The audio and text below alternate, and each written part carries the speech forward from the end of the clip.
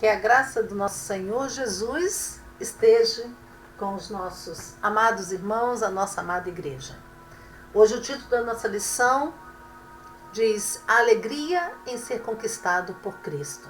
Nós estamos fazendo uma série de estudos da Escola Bíblica Dominical, referente à carta que Paulo escreveu à igreja ali em Filipos. E lembrando os irmãos que o tema da carta aos Filipenses é alegrai-vos no Senhor. O versículo-chave dessa carta está no capítulo 4, versículo 4, quando Paulo ali diz: alegrai-vos sempre no Senhor. E digo outra vez, alegrai-vos. Em lições passadas, nós estamos falando desse sentimento maior que Paulo se apresentava e dizia que tinha, né? Alegria em estar servindo a Deus. Alegria mesmo em meio às circunstâncias adversas, em meio às tribulações, né, aos sofrimentos. Paulo se alegrava no Senhor e ele coloca sempre essa situação para que os irmãos ali em Filipos se alegrassem no Senhor. E esse deve ser o sentimento que todos nós devemos ter. Hoje, dando sequência então aos estudos, estamos no capítulo 3, a partir do primeiro versículo, do capítulo 3 até o versículo 21. E esse capítulo 3, queridos irmãos, Paulo está fazendo aqui uma autobiografia. Está falando de si mesmo, né? E ao falar de si mesmo, Paulo vai apresentar 3 tempos aqui. O passado, o seu passado, o momento presente de sua vida, né? O momento presente que Paulo estava ao escrever essa carta, como eu já disse em lições passadas, ele estava preso em Roma, né? Uma prisão domiciliar, mas ele também vai falar do seu futuro. Então nós temos 3 tempos aqui presentes nesse capítulo 3. Do versículo 1 ao versículo 11, o passado. Do versículo 12 até o versículo 16, o presente de Paulo. E a partir do verso 17 até o versículo 21, Paulo vai falar do seu futuro que o esperava. E para falar desse passado, queridos, eu quero lembrar aqui que Paulo, ele vai falar que quando ele olhava o seu passado, ele percebia o quanto ele teve que abrir mão de alguns valores, que até então ele entendia que era ganho para ele, né? Esse passado que ele está se referindo aqui é o passado principalmente quando ele, antes de ter um encontro com Cristo Jesus, ali na estrada para Damasco, né? Paulo, como todos nós sabemos, antes mesmo de ter essa experiência com Cristo Jesus, Paulo era o Saulo, um grande perseguidor dos cristãos, né?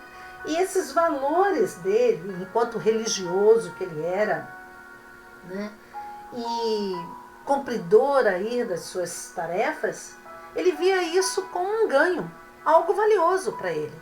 Mas da mesma forma, como ele coloca aí no verso 7 do capítulo 3, ele diz: mas o que para mim era lucro, quer dizer, esse passado de perseguidor dos cristãos, né, de viver na carne, né, de alguém que confiava na carne, né, alguém que vinha da descendência de Israel, da tribo de Benjamim, era hebreu dos hebreus, né? E quanto à lei ele era fariseu, então era um homem que seguia as leis. Tudo isso para ele considerava como ganho.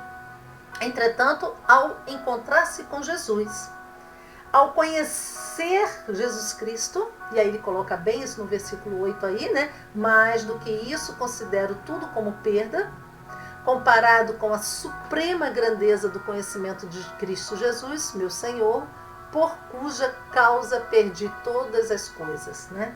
Ele, ao encontrar-se com Jesus, ele vê tudo isso é perda, não tem lucro nenhum nisso aí, né?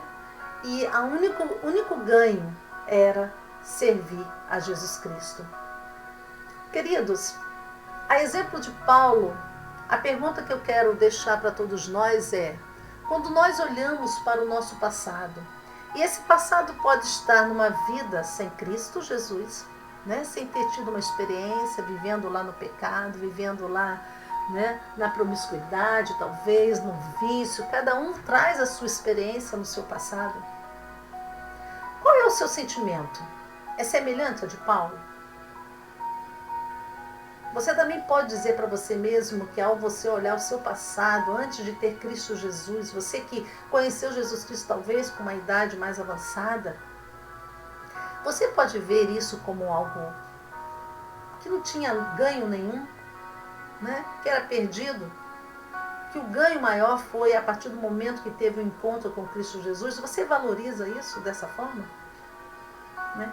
O meu exemplo, eu fui nascida e criada no Evangelho, tive o privilégio, né, de ter tido meus pais conhecedores da palavra de Deus e ter transmitido isso a todos nós, os filhos.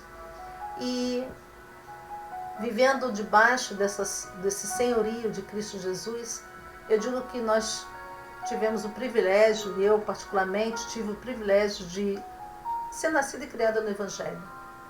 Então tive o privilégio de não precisar viver nesse mundo promíscuo, nesse mundo de drogas. Quantos livramentos, né? Quantos ganhos já tive em virtude de viver sempre na obediência à palavra de Deus, em virtude de viver sempre na observância, né, do senhorio de Cristo Jesus em minha vida.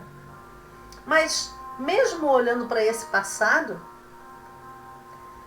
eu devo fazer como Paulo assim o fez. Nada disso pode me dar a concepção de que já fiz muito por amor a Cristo, né? Porque Paulo assim o dizia, né? A partir do verso 12 ele diz: não que eu já o tenha alcançado ou que seja perfeito, mas vou prosseguindo. Então, no seu presente, no estado presente, ele olhava esse passado, e esse passado agora, na presença de Cristo Jesus, não antes desse encontro com Cristo, mas agora na presença de Cristo Jesus, também não lhe dava nenhum atributo, nenhum mérito para que ele simplesmente cruzasse os braços e dissesse para ele mesmo: já fiz muito pelo amor ao Evangelho. Né? E Paulo está nos ensinando aqui nesse capítulo 3. E a pergunta então que eu faço a você, meu amado irmão, também é esta: será que você tem colocado sua confiança no seu passado religioso? Será que você olha para o seu passado religioso, pela sua fé, pela sua obediência a Deus, e isso lhe traz uma confiança de tal forma que você hoje cruza os braços, dizendo para você mesmo: já fiz muito pelo Evangelho? Ou será que você estaria acomodado em suas conquistas e méritos como cristão? Você, ao olhar o seu passado, isso te deixa acomodado? Porque você acha que já conquistou muito, já tem méritos suficientes perante Deus por tudo que você já fez? Né? Você é velho no Evangelho, você foi nascido e criado no Evangelho, e muito você já fez. Aí você olha tudo isso e você se acomoda? Uma terceira pergunta que eu quero deixar também seria esta: será que não tem acreditado ter muito crédito perante Deus por tudo que já fez por Cristo ou por tudo que já trabalhou pela igreja? Queridos, eu gostaria sinceramente que você refletisse a respeito dessas três perguntas. Quando você olha para o seu passado, quando você olha lá para trás e você vê a sua carreira cristã, você acha que já tem mérito suficiente para cruzar os braços? Ou, à semelhança de Paulo, nós vamos estar vivendo o nosso presente, à semelhança do presente que Paulo estava descrevendo ali em sua carta. A partir do verso 12, como eu disse, até o verso 16, Paulo está se referindo ao seu momento presente. E no seu momento presente, ele olhava esse passado e ele percebia, ele tinha consciência que ele nada tinha alcançado ainda. Aquele estado de perfeição, isso ele não tinha alcançado. Então no verso 12 ele diz assim: não que eu já tenha alcançado ou que seja perfeito, né, mas vou prosseguindo. Então, como ele não alcançou essa perfeição, no momento presente, qual era a atitude de Paulo? Paulo continuava prosseguindo na sua carreira cristã. E essa tem que ser, na verdade, a nossa atitude, meus amados irmãos. Nós devemos continuar prosseguindo. Paulo faz menção ali, uma referência à semelhança de um atleta que não para, que tem um objetivo, que tem um alvo, e esse alvo lá na frente vai ser alcançado um prêmio. Então, quando ele fala desse presente, ele está se referindo a esse atleta, né? E aí, verso 13, ele diz, 13 e 14, irmãos, quanto a mim, não julgo que o haja alcançado, mas uma coisa faço, é que, esquecendo-me das coisas que atrás ficam. Por quê? Porque se ele ficar preso a esse passado, ele vai ficar amarrado, ele fica acomodado, né? Ele acha que já fez o suficiente, né? Então, a primeira coisa que ele fazia era esquecer. Passado é passado. Eu vou agora avançar para as coisas que estão diante de mim, né? Paulo tinha essa postura e nos deixa essa lição também, não só aos irmãos ali em Filipenses, mas a todos nós. Verso 13, então, no final, ele diz, e avançando para as que estão diante de mim.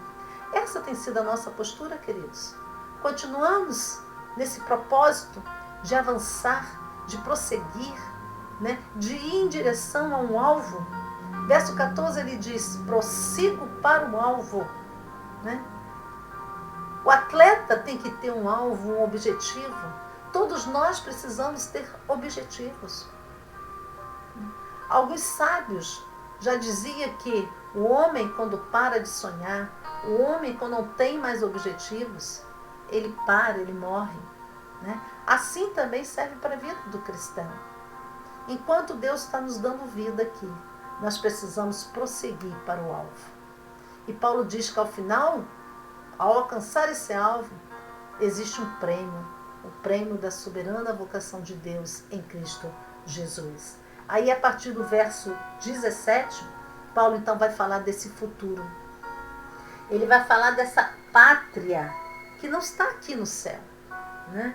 Ele vai falar que aqui na terra, ele agora coloca a figura, né, de um estrangeiro que está de passagem aqui na terra, porque a pátria dele está no céu. Lá no verso 20, amados irmãos, Paulo diz assim, mas a nossa pátria está no céu, de onde também aguardamos um Salvador, o Senhor Jesus Cristo, que transformará o corpo da nossa humilhação. Então, o nosso prêmio é essa pátria celestial, é alcançar a vida eterna com Deus, onde nós teremos um corpo transformado. Aí sim chegamos a essa perfeição, a semelhança de Jesus Cristo, né? Então fica aqui alguns aspectos do atleta, né, que a gente precisa destacar, que Paulo destacou, e eu também faço essa pergunta a vocês, meus amados irmãos. Quais dos aspectos do atleta você precisa desenvolver mais em sua vida? Paulo destaca 4 aspectos. A atitude de mente de um atleta.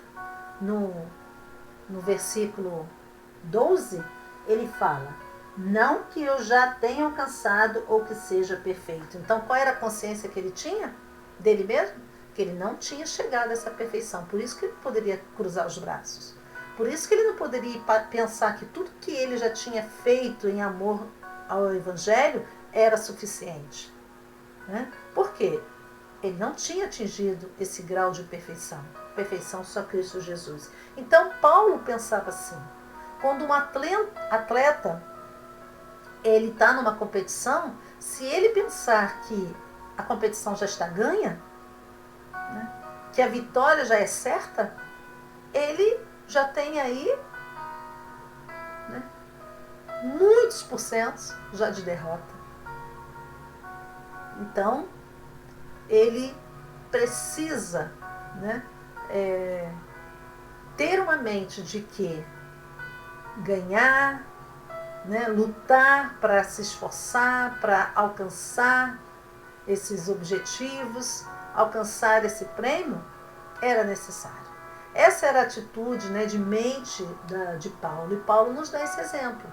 Será que a forma de como você está pensando, né, tudo que você já fez até o momento é o suficiente? Ou você ainda considera que muito há de fazer na sua carreira cristã? A semelhança de Paulo, nós precisamos continuar prosseguindo, porque aqui não é o lugar ainda de cruzarmos os braços. Um outro aspecto é o esforço que Paulo fala, é prosseguir. Vejam que os verbos estão em ação. Então não é parar, né, cruzar os braços, mas é se esforçar, se esforçar, se esforçar, né? Então esse tem sido também a atitude que você tem tomado. Você precisa desenvolver melhor isso, se esforçar mais na sua carreira cristã. Um outro aspecto, queridos, é o alvo, né? Todo atleta precisa ter um objetivo, como eu disse, precisa ter um alvo. Paulo tinha um alvo. Ele diz aqui no verso 14, prossigo para o alvo. O alvo, o nosso alvo, queridos irmãos, é Jesus Cristo. Esse é o nosso alvo. Será que você tem que colocar e lembrar sempre que o seu alvo maior é Jesus Cristo? Ou você tem desfocado esse alvo? Se você não tem focado nesse alvo maior que é Jesus Cristo e se prendido às questões materiais, a tantos outros aspectos e perdido esse alvo como central na sua vida, é possível que você não esteja vivendo o seu presente, agindo com as mesmas atitudes de um atleta que quer chegar a esse prêmio, né? E em quarto aqui, aspecto, é o prêmio, né? Paulo tinha consciência que há um prêmio. Ao alcançar esse alvo, ele atinge o prêmio. E como eu disse, o prêmio está nesse futuro. Essa pátria que está no céu, esse corpo transformado, que vai atingir essa perfeição e vai ser glorificado ali na presença de Deus. Esse é o nosso prêmio maior. Queridos, eu quero mais uma vez lhe perguntar, quais dos aspectos do atleta você precisa desenvolver mais? A sua atitude de mente, o esforço, o alvo ou o prêmio? Pare para pensar. E quero dizer que a partir do verso 17, é muito interessante a maneira como Paulo chama a atenção ali dos irmãos na igreja em Filipos. E também a nossa. Paulo, ao fazer essa autobiografia, no verso 17 ele fala, irmãos, sede meus imitadores e prestai atenção nos que andam conforme o exemplo que tendes em vós. Então, Paulo fala ali para os irmãos em Filipenses que o imitassem, né? Imitar o exemplo de Paulo. Nós também devemos imitar o exemplo de Paulo, né? Prosseguir para o alvo, pelo prêmio da chamada celestial de Deus em Cristo Jesus. Mas Paulo não fala só para imitá-lo. Paulo também fala para evitar os maus exemplos. Verso 18, verso 19, ele diz assim, porque há muitos sobre os quais vos falei diversas vezes e agora vos digo até chorando, que são inimigos da cruz de Cristo. O fim deles é a perdição. O Deus deles é o estômago. E a glória que eles têm baseado-se no que é vergonhoso, eles se preocupam só com as coisas terrenas. Então Paulo está falando aos irmãos ali em Filipenses, em Filipos, para que evitasse os maus exemplos, né? E aí Paulo dá outro conselho.